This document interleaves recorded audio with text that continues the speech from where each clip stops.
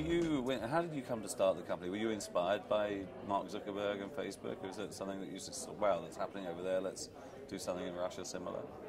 Actually, it began even prior to Facebook's success when I had this projects for my fellow students when I was a student at the St. Petersburg State University.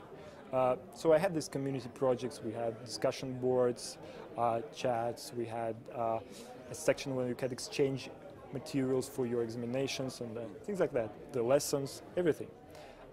And so it was in the beginning of this century.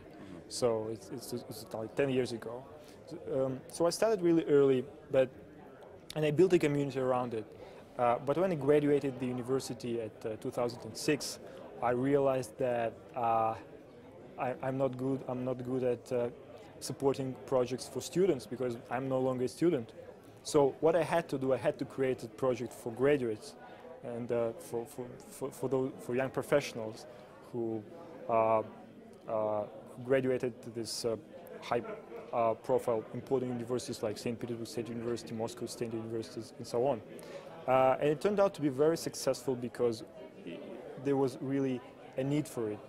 I solved my personal problem because I needed a tool to keep in touch with my fellow students. And actually the Russian name of VK, which is Vkontakte, means in touch. So this is a tool for staying in touch. And it grew very rapidly, so it was. I mean, you must keep a very close eye on Facebook and what they're doing. I mean, are there important differences in terms of how your site has evolved compared to the directions that they've been taking? Sure. What you have in the Russian market is that you don't have a lot of young companies, a lot of startups, a lot of infrastructure to support you. So if Facebook was very open from the beginning and they didn't need to create their own video services or their own sophisticated audio services and so on, we had to build it from scratch because you didn't have them on the Russian market. Because if users wanted to do this, you couldn't just forward them to YouTube. There's no Sean Parker to come around and give you advice either. And, yeah. So what did you do? I mean, so it's much more all-encompassing system, is it? That you Absolutely, yeah. It's a bit more centralized. It used to be a bit more centralized. It's much more open now. But at some point, VK accounted for 50% of Russian traffic. I'm not sure if it's true right now, but it used to be. But if it's not true right now, it's a good sign, because more and more companies appear and attract traffic on this.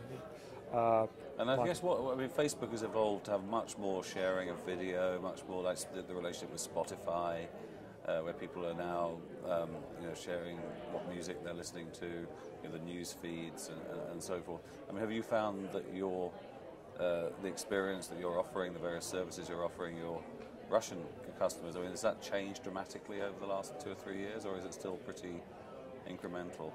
Well, actually, yeah, we are very innovative in this. Every month we introduce 7 major improvements to the site, and we announce it loudly. These are the 7 new things of this month. Well, and for example, talking about Spotify, and Daniel Ek visited me in St. Petersburg a few weeks ago, and he said, look, we've done this thing with Facebook, maybe you should consider doing the same with us. And I said, yeah, it sounds nice, but we already have an audio service of our own because of our history. And then 2 weeks ago, we announced that you could see what your friends are listening to, and you could switch in, and you could listen to the songs your friends is listening to, and then when he finishes to listen this one and goes to the next one, you can continue. And this is like a radio, really. And this is something that Facebook only announced. They didn't build it yet. And one of the things that they're a bit slower about this is that when you have a partnership and you have to rely on a third party to do something, this communication costs apply.